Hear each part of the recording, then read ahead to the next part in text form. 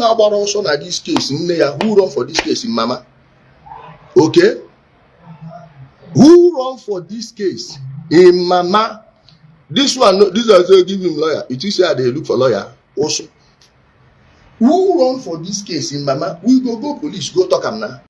Ọhaneze ndị Igbo ekenekwa m unu biko na unu na-anụ n'ihe na-akpọtụrụ n'efere mba ụwa kemgbe nha a sị na nwanne anyị nwoke na-efe ntịzi n'ime ụlọ nga. So biko nụ ekpụdata ihe ọlọkụ n'ụwa na-afịrụ ma so biko nụ asị m ka njụ ihe akwa na injustice against the Fenton community. Ihe a bụ gịnị? Injustice against the Fenton community. Ndị niile fenti wala ma ndị asịrịla ego na gọọmenti haus ma ndị niile na-eme fenti na gọọmenti ha na Naịjirịa o nwere nke fenti golo mgbolo ịtọ ị na-ede. Ihe a bụ injustice. Ofu obele update enyere udele, ofu obele update fenti na enyere udele nyanwa meka udele ji weje na akas update. Ihe anụnwa bụ gịnị? Ezigbote injustice against the Fenton community. Yes, ọmụnwakwulie o nwere nke lile ego mgbọsị na akpụtara kọtụ ka abịa kpee ya ikpe. Akpụtara ya kọtụ ozugbo kpudo iru na bido fenti be once ka fenti ndị ọzọ ma ndị na-eme na ha gbajiri aka ma ndị na ihe niile ha mere ya gịnị bụ once olueto ọnụ udele fenti be 3 times a day. Ofu obele update anụ nwanne asị nnọọ ka eweta olueto ọnụ udele cast ya. So akwakwa unu mara na gịnị mee meseji nwee bụrụ gịnị iko onye ji ama ka anyị ji wee mee gịnị ka anyị ji wee manyeli ya. Ebe mmadụ dị ndụ mepere ọnụ n'ụwa anụnwa si n'ọchọ ka Maazị Nnamdi Kanu nwụọ n'ime nga n'ofinishigo otu Maazị Nnamdi Kanu n'odestroy ya na ESN n'ogbuela onye nka n'ogbuela nne nka ndị polisi ọbụla abịa kpụrụ ya na-abịa na ya agbagide egbede adị na bifo mgbe ya na-agwụ n'ọnwere ndị ọya kpọfọ backup. Onwekwa onye jụrụ ese sị kedu onye this guy nwere, kedu ndị o nwere as backup ya gbagide egbe mgbe a na-akwado egwu na aghọta kedu ihe mgbe this guy nwere o ji wee gbagide egbe chi ya na-akwado ichin.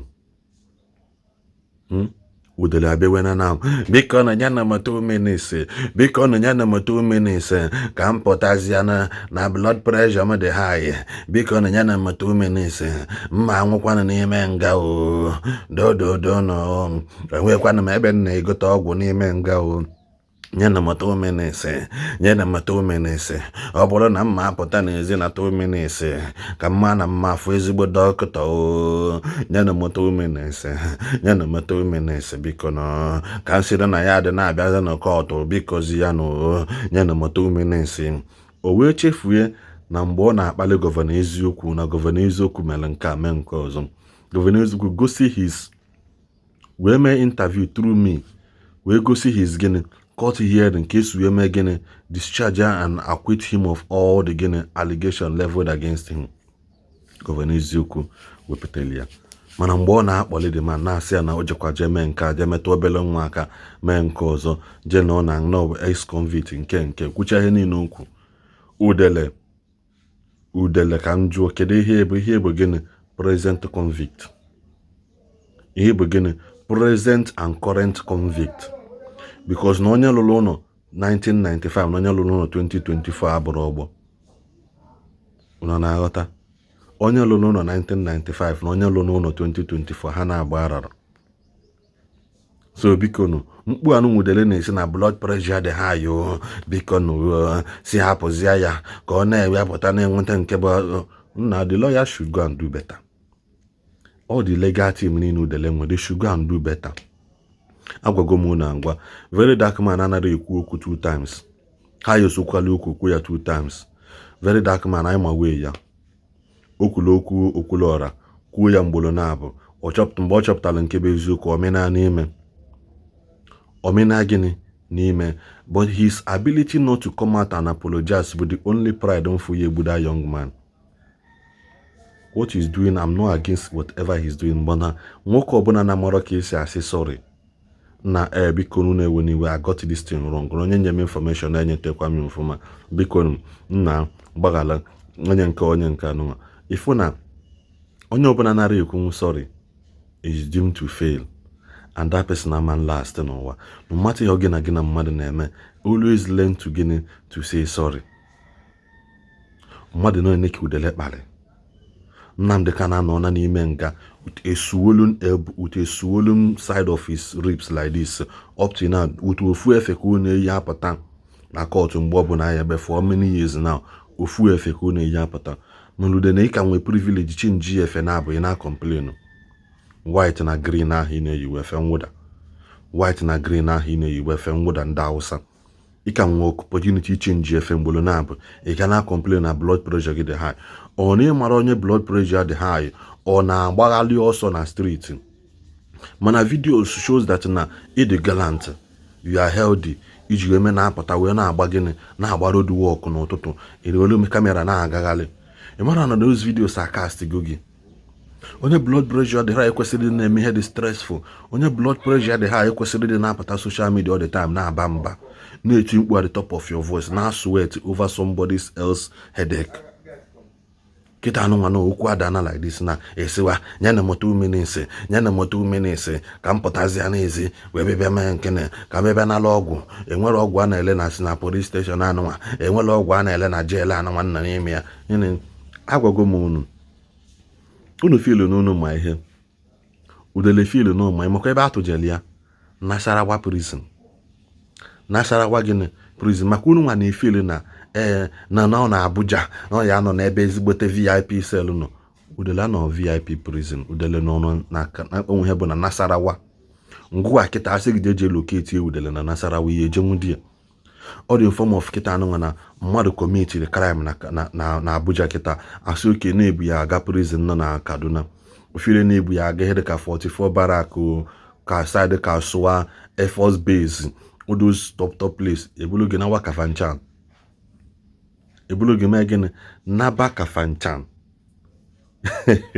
Ka ihe na-agwa gị Kafanchan dịkwa na Kaduna.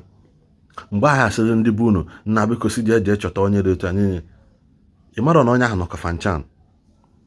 Ihe ọ dị dịka ịdị a na-akpọ Abuja Nasarawa do not close to Abuja bụ na onwe ha ihe ọbụla eme they can easily move Ijele from Nasarawa to Abuja in less than 1 hour ha elu na court. A na-emecha unu feel okwu unu bịa chebulie na Kuje prison. Unu amara dị na-ebulikwa na esi another apia wee na Nasarawa, which means na Nnamdi Kanu ka dị gị nwere rank. Nnamdi Kanu na Abuja. Ngwa community crime niile community cha. Instead of ibutezi gị ihe dị a ebulu gị buba aga na Nasarawa. Ciao.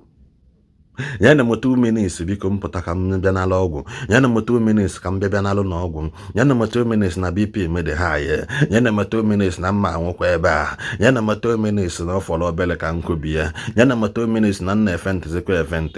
Yana mo 2 minutes ka mme unu mele m ebele. Yana mo 2 minutes na ihe na aya m karịrị akala na ibidalụ m. Yana mo 2 minutes na mma apụtazi ebe anụnwa. Yana mo 2 minutes na mma shave isi m anụnwa. Nne shave isi m ngosikwa unu na ma go ready for DSS. I'm ready for Njahana dear. Let me breeze in and breeze out.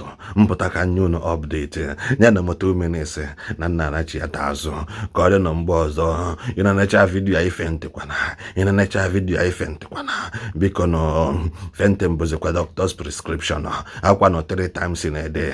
Ifente in the morning, ifente afternoon and night. Kamana ye metelegebele. Nyana mo 2 minutes.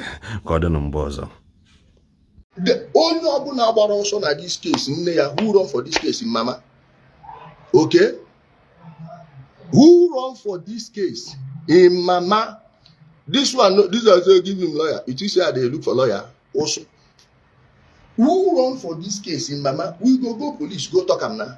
Chineke na ndewo ndewo onye kere ụwa ndewo ime na Chineke na ndewo ndewo onye kere ụwa ndewo ime na Chineke na ndewo onye kere ụwa ndewo ime na Chineke na ndewo ndewo onye kere ụwa ndewo ime na Chineke na ndewo onye kere ụwa ndewo ime na Chineke na ndewo onye kere ụwa ndewo imela Chineke nna ndewo